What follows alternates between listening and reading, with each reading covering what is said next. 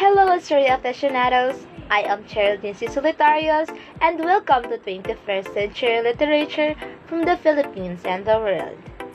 Today, we'll venture into the past through the pages of a compelling historic novel. As we delve into the intricacies of this narrative, we'll uncover not only the characters' stories, but also the vivid tapestry of a bygone era. Join me in this immersive exploration as we traverse the corridors of time, examining the intersections of fiction and history within the pages of Ang Bulalakaw ng Pag-asa by Ismael Alberto Amado. Get ready to step into the world where the echoes of the past resonate with profound tales waiting to be unveiled.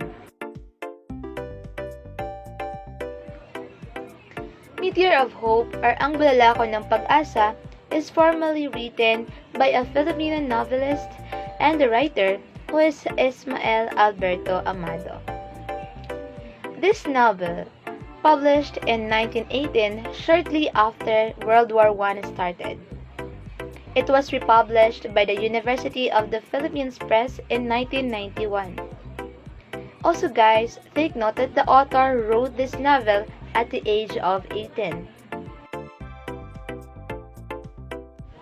Are you guys curious who's Ismael Alberto Amado?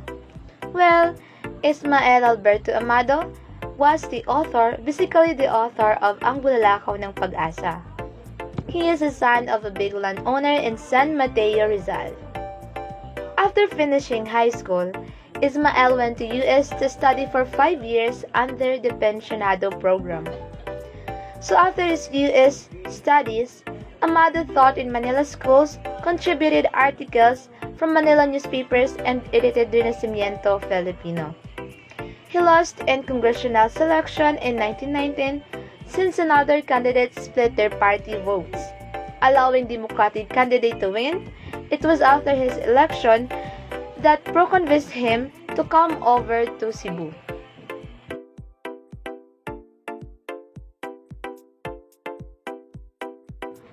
Now let's talk about the synopsis of this novel. Ang Bulalakaw ng Pag-asa is a love story where Gerardo is a young man who strongly believes that the policies and type of management of the American conquerors are good. But everything changed when he met Elena, an educated young woman who strongly believed in pro-Filipino views. Through this story, Ismael Alberto Amado was able to show the realities of the American occupation that provoked anti-imperialist sentiments, topics, and themes that are still relevant today.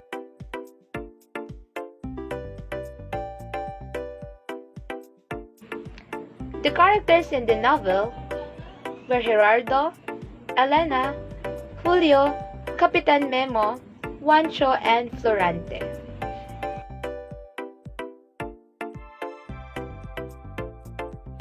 Now let's talk about the theme of the novel.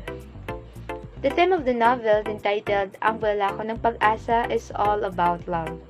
Not just only a two-person or loving each other unconditionally, which are Gerardo and Elena, but the writer also showcased the Filipinos' love for the country.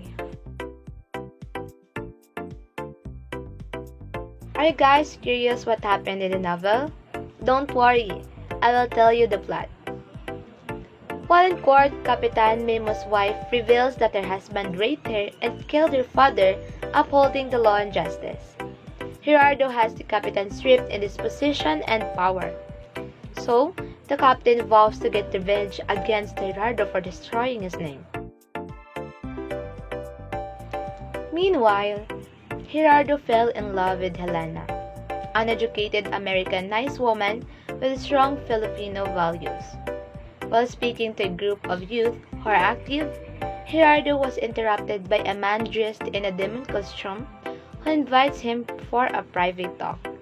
It turns out that the man is no other than Capitan Memo, who has been planning to exact his revenge by killing him. Fortunately, Gerardo's best friend Florante comes to the rescue. Capitan Memo disappears into the darkness. Gerardo and Florante then see a fast-moving carriage with Capitan Memo's brother, Juancho, holding Elena as their hostage. When the carriage stops, Gerardo rescued Elena while Florante engaged with Juancho in a fight. Florante is stabbed upon seeing what happened.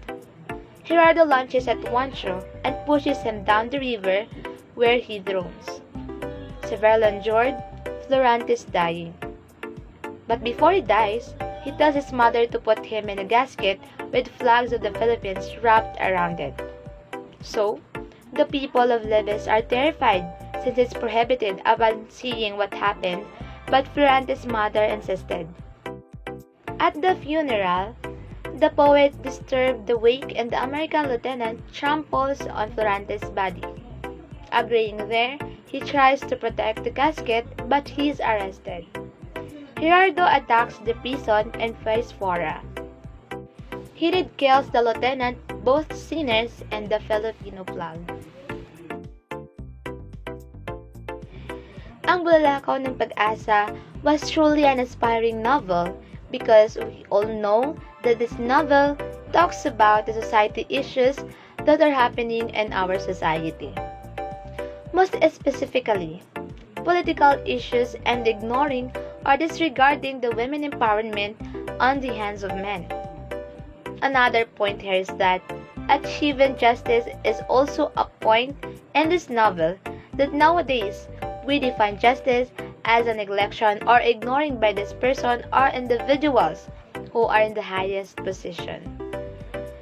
In addition, Bulalakaw ng Pag-asa also reflects those individuals who want to have justice behind every single big mistake that was happened to them.